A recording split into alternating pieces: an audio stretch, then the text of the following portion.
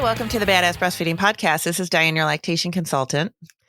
And I'm Abby, the Badass Breastfeeder. And today's episode is brought to you by the Breastfeeding Shop. The Breastfeeding Shop helps new and expecting parents around the world with their breastfeeding journey by supplying breast pumps, breast pump accessories, and more through your insurance. And today's episode is brought to you by Fairhaven Health. If you leak breast milk, you can now stop losing it to your breast pads and instead collect it to add to your stash. But we will hear more from our sponsor later.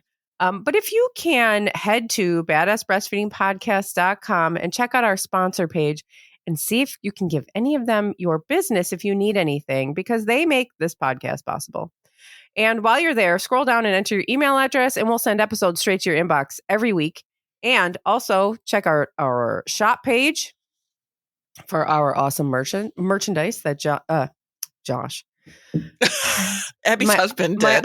My work wife and I designed ourselves. And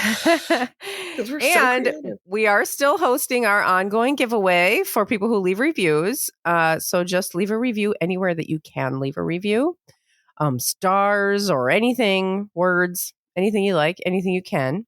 Send us a screen. Shout out to the people doing Spotify, because I think our stars popped up on there. I didn't really know what they were before, but now they're like over 100 stars on there. Yeah, so. That's awesome. Or reviews or whatever. So thank you. Yeah, and make sure you send us a screenshot of that, because we will send you a little goodie bag of stickers, Badass Breastfeeding Podcast stickers, and Thank You for Nursing in Public cards that you can pass out. And yeah, that's all I think about that. And Dianne has our review of the week. I do, for sure. Although my phone just turned off, so I don't know. Now I've got it. Okay. What I was looking for, thank you so much for delving into all things breastfeeding and relevant. It has helped me transition from someone who felt defeated after being told my baby wouldn't likely breastfeed to a happier mama who pumps, breastfeeds, and supplements with formula guilt-free. The recent Co-Sleep Breastfeeding While Sleeping episode was very educational and eye-opening. I hope you are able to help women and parents for a long, long time. Thank you so much. That's so sweet. Thank you. And I love that she does all the things and she's like, I feel good about it. Yeah. So that is awesome. And shame on that person who told me your baby wouldn't breastfeed. I hate that. Ugh. I don't know why people say that. Just to be mean? Let me just be mean to this person. Like, how do you know? I know. It's be like, well, some babies just don't do it. No, that's not the case. That's not true. And I mean, I'm sure there's a lot of people listening right now who were told that at somewhere down the line. Well, some babies just won't breastfeed, or your baby's not going to breastfeed. I mean, how devastating that must feel. What the hell? Some people have difficulty breastfeeding. A lot of people have difficulty breastfeeding. That doesn't mean they can't do it. Right. Why are you just told that? Like, how seriously, defeating. people don't know. Oh, I hate humans. Yeah. Majority of the time. Just, oh my God, I swear. Except you guys. We love you guys. Yes, except you guys. It's us against the world. It seriously is, though. I know, it is. It feels that way. Because there is some, like, sometimes I'm just like, I cannot understand, like, just some of the stuff that happens. The stories that I hear regularly, not even just from our listeners, but from people that I meet, I'm just like, it is mind-blowing. I know. Why we keep creating life. After what people make it sound like we are, some crazy batch of people that are doing this thing that has never been done before. And God knows how we're even going to get through it. Like, people have been doing this for 1 million years. Well, yeah. Thousands, but yeah. Thousands, whatever. Sorry. Long time. Really long time, like since the beginning. And I just think about things that happened that, like, people said to me.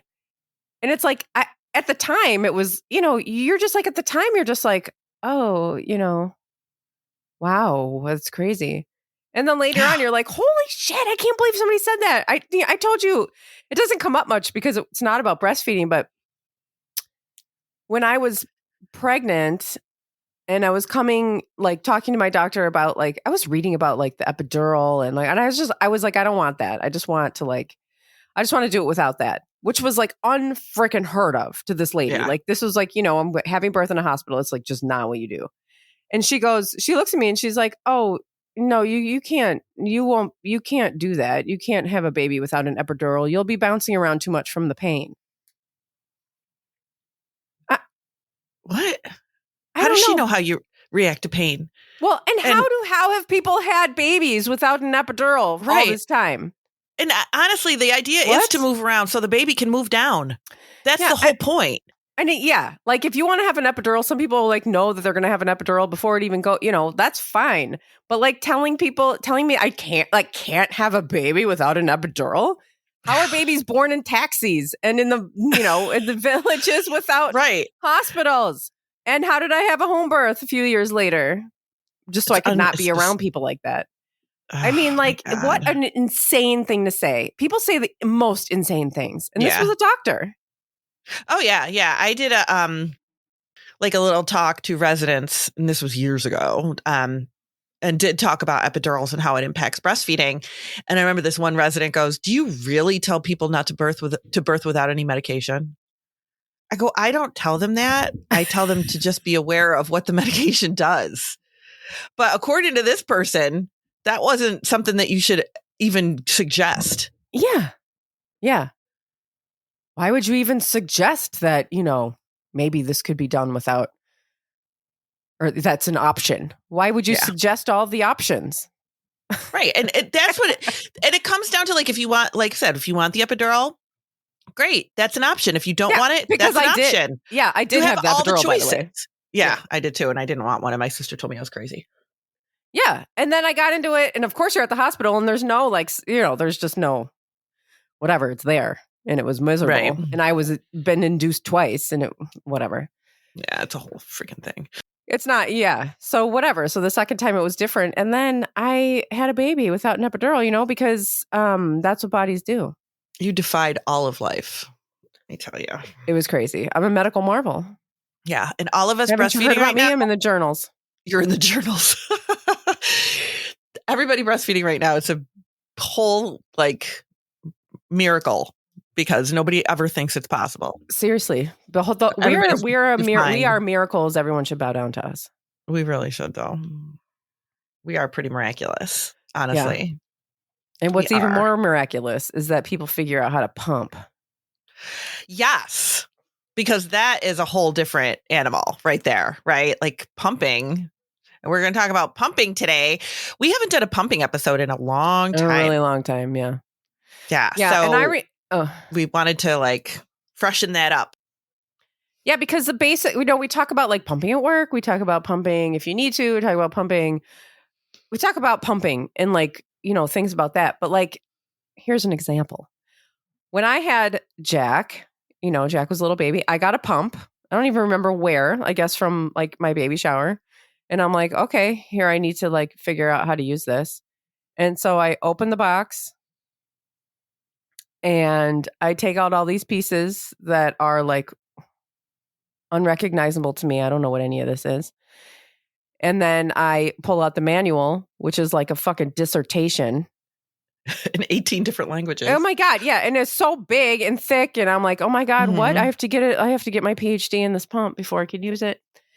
And I just I don't know, somehow managed to piece it together and attach it to my boob and turn it on. And no one tells you how to use it.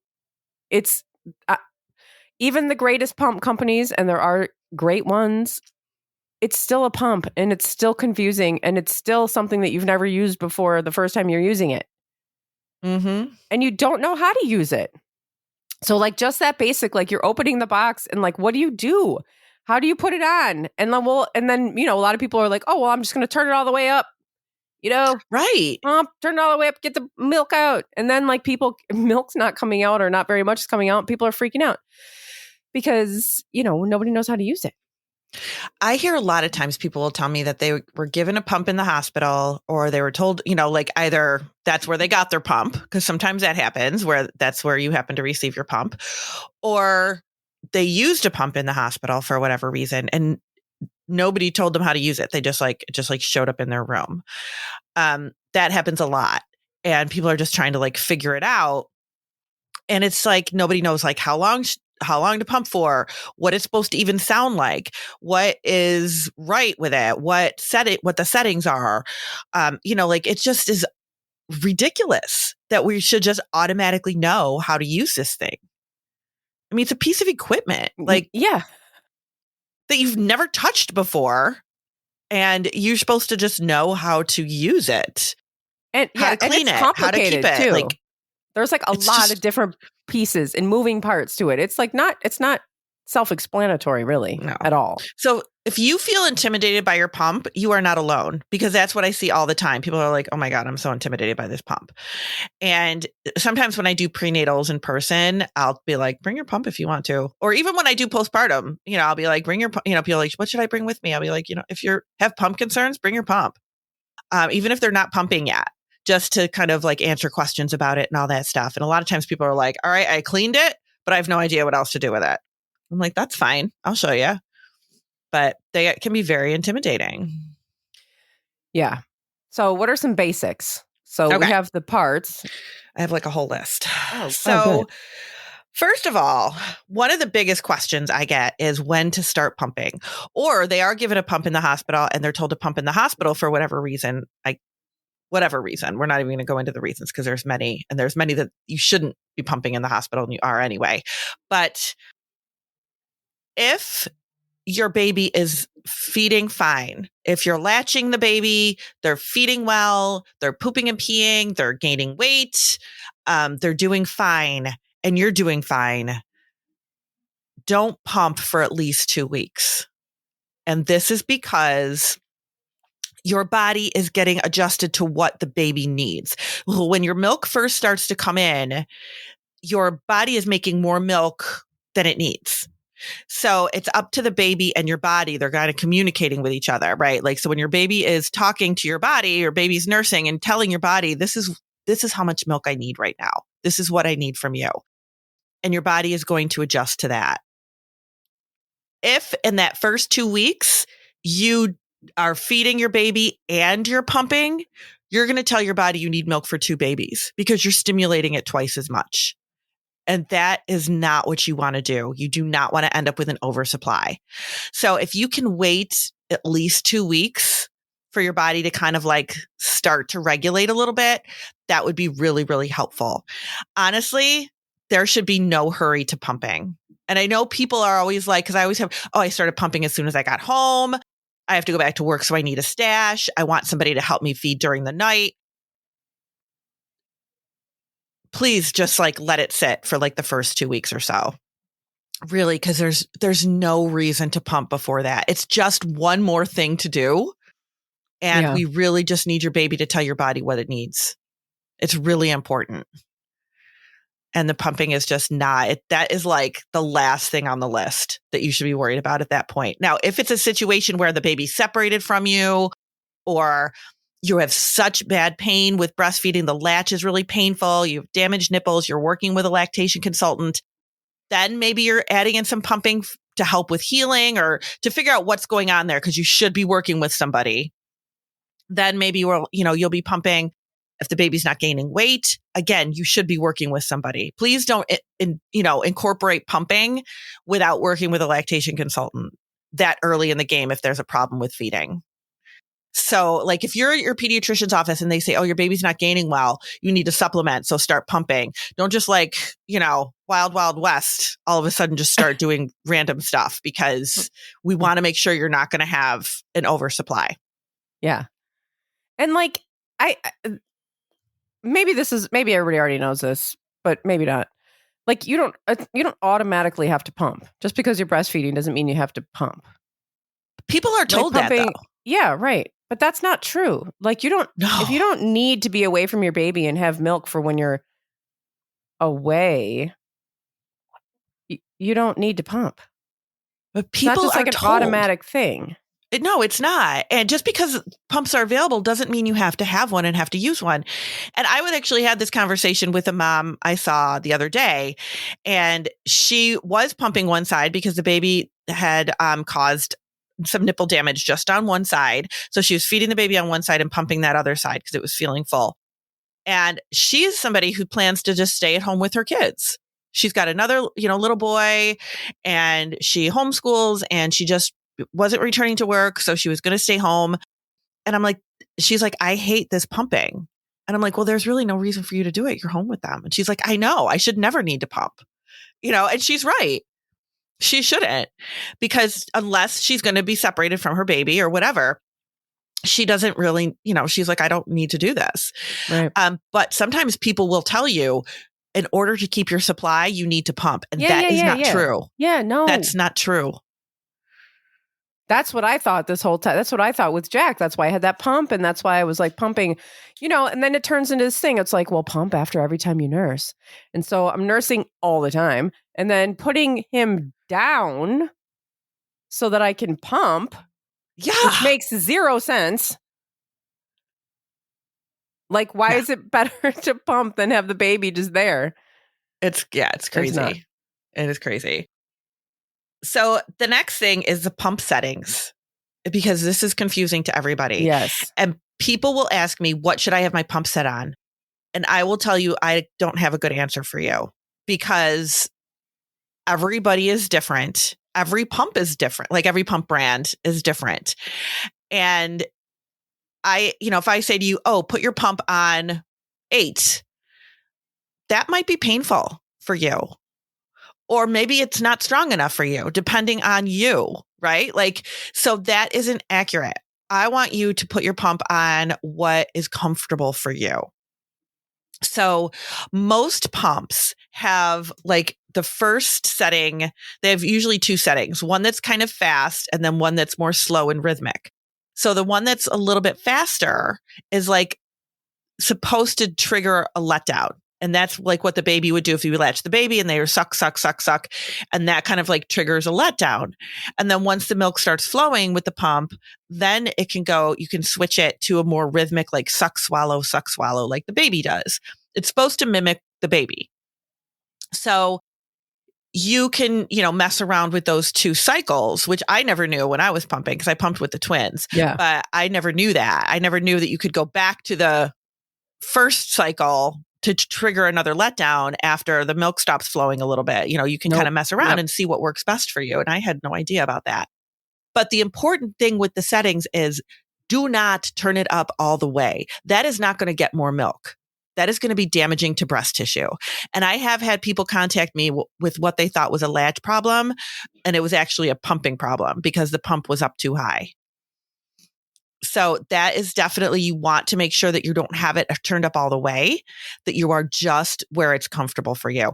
And that is something like, if you are pumping, say you're returning to work at 8 weeks, which is ridiculous, but happens, right? All the time. Yeah, all the time. So you might want to start pumping at around 4 weeks to, kind of like store some milk away. What you have your pump set at 4 weeks might be kind of low, because you're a little bit tender, a little bit sensitive still. Mm-hmm. Hormones are still, all over the place. Maybe by the time your baby is 4 months old and you've been pumping at work for 2 months, you might be able to turn that up. You might be like, oh my gosh, I could turn this up a little bit. It doesn't hurt anymore. So it's something that you can adjust later on too, but listen to your body, because that's the key right there, is just listening to your body. Yeah. And the goal is not to have it as high as possible. The goal is just to have it as set at where the most milk is coming out. Right. Yeah, exactly. And, kind of, so play around with it. There's no like right or wrong. Play around with it and see what works for you.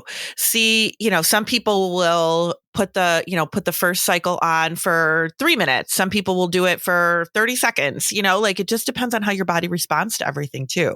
So once you kind of are playing around with it and see what works for you, then you know what you should be doing. Let's hear about the breastfeeding shop. Yeah, I was going to say. That's where you can get your pump, right? So. Oh, yeah. Oh, my God. Yeah, I know. Works Sometimes right. people think we're like, oh, we're like, oh, they must be doing this episode because of their like sponsor paid them to. No. No. We don't plan like that. We don't plan anything like that. It just happens that we just pick the perfect sponsors. I know. Okay, we'll be right back. Today's episode is brought to you by The Breastfeeding Shop. The Breastfeeding Shop helps new and expecting parents around the world with their breastfeeding journey by supplying breast pumps, breast pump accessories, and more through insurance. The Breastfeeding Shop works with most health insurances like TRICARE, Aetna, Cigna, United, Blue Cross Blue Shield, and more. As a female-owned company, the Breastfeeding Shop helps provide resources to moms so they can have a successful outcome, whether it be for a mom who chooses to exclusively breast pump, breastfeed, or both breast pump and breastfeed. It's not just about shipping a pump to the new mom. It's understanding and relating to her needs individually and making her day a little easier. Check out all of the breast pumps at thebreastfeedingshop.com and apply for one now through your insurance. And today's episode is brought to you by Fairhaven Health. Do you leak breast milk? Have you ever thought about how much breast milk you are soaking up into breast pads and throwing away? What if you could catch that milk and add it to your stash instead? The Milky's Milk Saver allows you to do just that. Slide the Milk Saver into your bra or tank top on the non-nursing side to catch the letdown while you breastfeed. People are adding ounces upon ounces to their stash on a daily basis. Thousands and thousands of breastfeeders have discovered this product. It holds 2 ounces of milk, it's comfortable to wear, and reusable. You might be thinking that you don't leak very much. That is what most people say before they actually use the Milk Saver. You will be shocked at how much milk you actually collect and at how much liquid gold you were throwing into the garbage.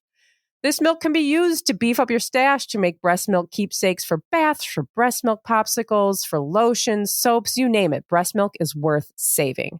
Check out the Milky's Milk Saver at fairhavenhealth.com. That's FAIRHAVEN health.com and use code BADASS for 15% off of your purchase. And all of our sponsors and their promo codes can be found in our show notes under this episode, wherever you are listening, or at badassbreastfeedingpodcast.com. At badassbreastfeedingpodcast.com, you can also find our entire sponsor page, and you will find all of our other episodes and information about scheduling your very own one-on-one online lactation consultation with Dianne. Yeah. We'll talk about pumps. You can also go to a lactation consultant about pumping. Yes. Yes, because I have people that do that all the time. So flanges, what are they? Oh my God. I was like well into parenthood before I found out that flanges were like different sizes. Yes. I had no idea. And so flanges are the cone-shaped things that go on your breast. That's what they're called, flanges. And they can come in different sizes. You might have a couple different ones that came with your pump, depending on what kind of pump you have. Doesn't mean if you received a certain size with your pump, it doesn't mean that's the right size. So if it's uncomfortable, you might have to experiment a little bit with different sizes of flanges. It should not be uncomfortable. Pumping shouldn't be uncomfortable. It shouldn't feel pinchy. It shouldn't be, you shouldn't have any kind of pain associated with pumping. So just, kind of keep in mind that if it is uncomfortable, it could be flange size. And you can definitely see a lactation consultant over that and be like, I'm not sure if this is working because my pump is painful. So it shouldn't be. Just like breastfeeding your baby shouldn't be painful, pumping shouldn't be painful either. And if it is painful, it's related to either flange size or having your pump up too high. Either one of those things. And there's like these little guides on, Google that can help you find the right size flange. Yeah, for sure. But then also flange size is going to like change throughout your breastfeeding journey because your nipple is going to change. Mm-hmm. Your breast is going to your supply is going to regulate. So what you're using at 4 weeks might change by 4 months. So kind of just keep that in mind that one is not going to be, what you start off using might not be what you end up using. And you might need, depending on, your breast and your nipples, you might use a different size for each breast too. Each breast, like you've got 18 of them or something. But like for, one, your left might be bigger than your right. So you might need different sizes. That's fine. It's normal. But just kind of know that you might have to do that kind of like detective work when it comes to making sure pumping is comfortable. Yeah. And part of the detective work too is like, if you're going to measure yourself to make sure it's right, pump for a little while first for like a few minutes or 5 minutes. Because your nipple's going to change size during the pumping session too. Yeah, it is going to change a little bit. Yep. It's going to swell a little bit. So when you are pumping, people ask, how long should I pump for? No longer than 20 minutes. It just gets annoying. Really. There's no reason to pump longer than 20 minutes. And most parents, anywhere from 10 to 20 minutes. So when people ask me, I'm always like, anywhere from 10 to 20 minutes. Some people find that they get all the milk they're going to get within 10 minutes. There's no reason to keep pumping then. Just like shut that thing off. Some people will go 20 minutes because they're still getting some milk. So yeah, go to 20 minutes. There are pumps out there that will just time out at 30. So people will sit on that pump for 30 minutes because they wait until the pump stops pumping. You don't have to do that. You can turn it off at any point. But there's really, I feel like there's really no reason to pump longer than 20 minutes. At some point you're just like, you got the majority of the milk out. Yeah. And especially, I'm always going to be talking about hands-on pumping. Yeah. And you don't ever use a pump and just be like, well, I have such a great pump, I don't need hands-on pumping. No, that's not true. You need to be using hands-on pumping if you're pumping. That is the correct way to use a pump. It makes a big difference. Yeah. Which is like the combination of breast massage and breast compression to help the milk come out. And at some point, it's just out. Mm-hmm. So if you just pump for 30, 40 minutes, it's not like you're going to just keep, it's out. Yeah. Turn it off. Yeah. I mean, it's not worth it. Right. And sometimes people will say, well, I'm just checking emails or I'm just doing this. And it's like, I don't know. I mean, everybody kind of does what they do. But if you're like, I don't want to pump longer than 10 minutes, do I need to? No, you don't need to. Do what works for you. There's no rules, right? Everybody is different. And what works for one person does not mean that it's something you need to do. Yeah. Cleaning the pump parts. You do not need to sterilize your pump parts after every single time you use them. Hallelujah. You do not. Right? Hallelujah is right. You do not need to do that. If you are pumping several times a day, you don't need to wash your pump parts after every single session. Just put them in like a Ziploc baggie or something, or a wet dry bag or something like that, and throw them in the refrigerator with the milk, with the bottles of milk. Just put them in the refrigerator. And then when you need to use them, take them out and use them again. And at the end of the day, just give them a really good wash and, good and nice hot soapy water or whatever. If you have those sterilizing bags, those can be super easy. But you do not have to do it after every single session at all. And that is something when I tell people that, they're like, oh my God, because part of pumping, especially if you're somebody who pumps a lot, part of the pumping, the trouble with it is the time involved with cleaning the parts. That is what I hear all the time from parents, like, oh my gosh, it's just so much washing. That takes so much more extra time to wash all the parts. And especially if you're doing a lot of pumping or you're, that is a huge chunk of time. So just don't do it. You don't need to. It's fine. It's just breast milk. Nothing's going to happen. Yeah. That is a real time saver. Oh my gosh, it's such a time saver. Have extra parts. If you're a working parent or you're pumping quite a bit, definitely have extra parts so you can just switch them out. Okay, I'll wash these tomorrow. I'll just throw these in my bag tonight, like that kind of thing. It makes things easier if you have a couple different sets of parts. And ask wherever you got your pump, or if you're working through a place like the breastfeeding shop where they go through your insurance, find out if you can get parts. Because I have say that. Yeah. I was opening my mouth to say that. Were you really? Yes. Like just like check for because people don't think about doing the parts through the insurance. Mm-hmm. And you can just, if you're like, oh, well, that's not going to help me right now because I already have a pump and, it's fine, then get new parts. Yeah. Sometimes they'll cover parts monthly, which, you awesome. do need to change your parts out. You do. You need to change the parts out. If you're somebody who pumps a lot, you should be changing your parts out like every month and a half, probably. So it does make a difference because that stuff kind of adds up too. I know they're not expensive, but after a while, it can be. I mean, and like we have to pay for everything. We have to pay to live, right? I mean, right. So if you can get something for free, get it. Absolutely. And like you can go like, and that's why just to say this, going to like the breastfeeding shop website and like using them as a way to apply through your insurance makes it so much easier. Mm-hmm. Yeah, than like that's why we have calling places some like that now. representative on your insurance. The representative is going to be like, "Oh, I don't know. I don't think we do that," because they just don't know everything right about everything. They just don't. And so you have the breastfeeding shop to like help you navigate that with your insurance company. Yeah, because they know what to say. They know how to work it. Absolutely. Letting somebody else handle it is so much better. So what is the best time of day to pump? Early in the morning. And that is because your prolactin levels, which keep your milk supply high, is highest overnight, which is why you wake up full or you're leaking overnight. Sometimes people are like, oh my God, I woke up in a puddle of milk. And why nursing through the night is so great for your milk supply. Oh my God, so great for milk supply. So, and even if you're nursing through the night, you still wake up pretty full in the morning. Yeah. So usually, you feed your baby that first feed of the morning, 6, 7 a.m., something like that. Feed your baby and pump right after that.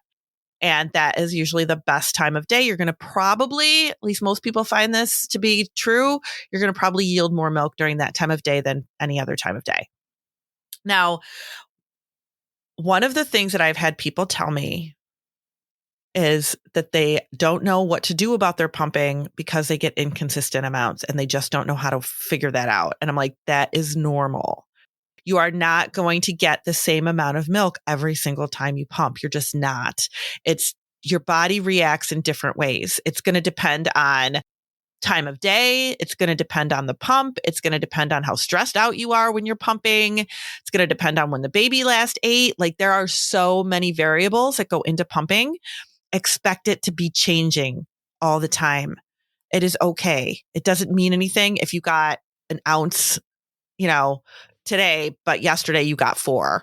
It doesn't mean you're running out of milk. Totally normal. So just kind of go with it. Most people find that end of the day, they get less milk. That's really normal. Pumping is also not an indication of your milk supply.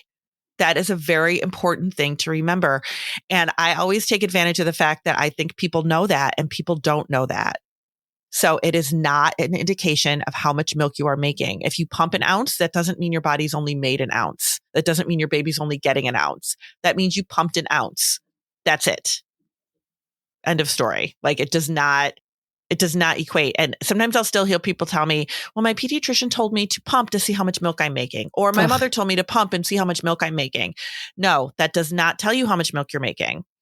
The pump does not get out all the milk. It doesn't. It can't. It's not the baby. So what you pump is what you pump. And honestly, and also don't look at like Instagram and stuff like that either, because people have like these huge bottles of milk that they claim to have pumped. And that is, if that's true, it's freakish because that's not how it's supposed to be. What people normally pump, what the normal amount to pump is anywhere from 1/2 ounce to 2 ounces.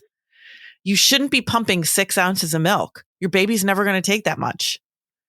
So just don't try to reach that goal. That is not realistic because and if you are pumping that much, you have an oversupply, which is something that we don't want to have either. We want to be able to pump just what your baby needs and that's it. But we live in this world where everything needs to be in excess. And if you don't have so much, extra milk, then there's something wrong with you. And that's not the case. I don't know if you have anything to say about that, but I always kind of go up on that hill for a while too. Yeah, no, I'm co-signing on your hill. So, all right. So then the next thing I wanted to talk about was how frequently you should pump. Because people ask me about that too. Well, how often should I pump? That depends on you. Believe it or not, you have all the control in the world over this. So and it depends on how much milk you want.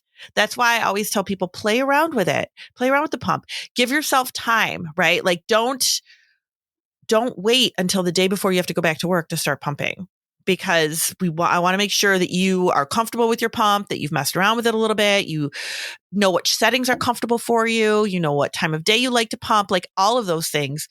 So that, and like what you're, kind of how much milk you're getting, because that way you can determine like, okay, how much milk do I want? And I find people to be very different when it comes to this. Some people are fine with like a week backup of milk in their freezer, and some people want 150 ounces at all times. Like, but I feel like that's when the anxiety starts. Yes, you're absolutely right. That's not necessary, and that's not realistic for a lot of people's milk supply. That's like, right. Honestly, you really have to have an oversupply in order to do that. Yeah.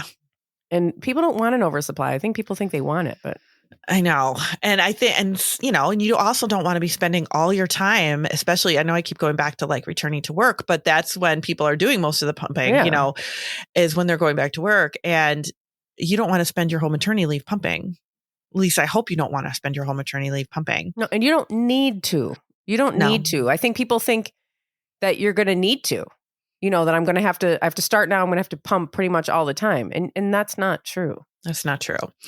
So it really depends on how much milk you want to have. It just kind of does. And just don't want to have 150. You don't need to. Don't want that. Yeah, you don't need to do that. I'm telling you not to want that. Yeah, because then people are like, all right, I have all this milk to donate, or I have, who needs milk, or what do I do with all this extra milk, when the baby's like a year, and it's like, okay, now we've got too much milk. But you really don't need to, put that kind of time into it.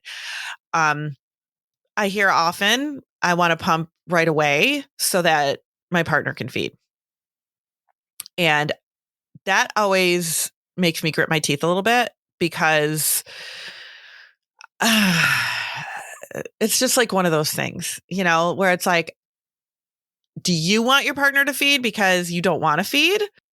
Or does your partner want to feed because they want to be involved? Like, how does this really balance out? The one thing I do tell parents is that you have to keep in mind that if you are somebody who says, well, I want my partner to feed during the night so I can get a longer stretch of sleep, or sometimes the partner will say to me, I want to be able to feed overnight so that she can get some sleep. And it's like, but she's going to have to get up and pump anyway, because her body's going to fill up. And if you're missing feeds, that is going to impact milk supply. So we know that those overnight feedings are a pain in the ass. We know nobody wants to get up for them, but they are important. And you can absolutely pump and let somebody else feed the baby, but you have to make sure that you are pumping in place of a feeding. Because if you're not pumping in place of a feeding, you're telling your body you don't need milk. And that's when you're running into problems. If it's done consistently, that's when you start running into problems.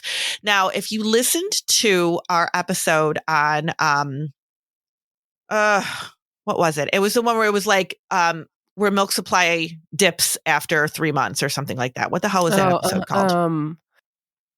Late onset milk supply issues. Oh yeah. So, which I'll tag it in the, I'll put it in the show notes.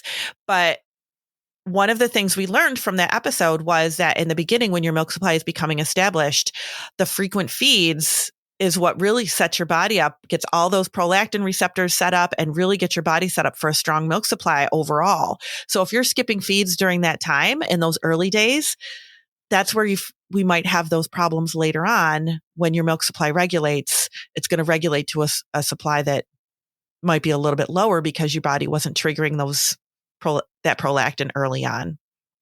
So I will post that in the show notes so you can go back and listen to it if you haven't.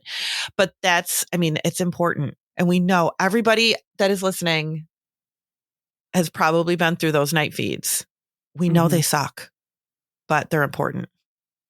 So if nothing else, maybe, have your partner feed so you can take a nap, or, take a bath or have a break or something like that. We totally get it. But those night feeds are important to have. That was kind of it for the Pumping 101 for me. Did you have anything extra you wanted to add? No. I'm sure there's stuff I'm forgetting that people are going to write in and be like, you forgot this. Oh, well. Yeah, I think that we covered everything. And yeah, those are really the basics. Yeah. I mean, if you have questions and need things expanded on, then just we'll do another episode. Yeah, for sure. Let us know. Yeah, you guys are usually pretty good at letting us know, like, but I'm pumping and this is happening. So, and don't be shy. If people are like, people do write to us all the time. Don't be shy. You can do it. Yeah. You can. Yeah, but definitely. But these are kind of the things that when I teach a breastfeeding class to prenatals, this is the kind of stuff that I want them to know.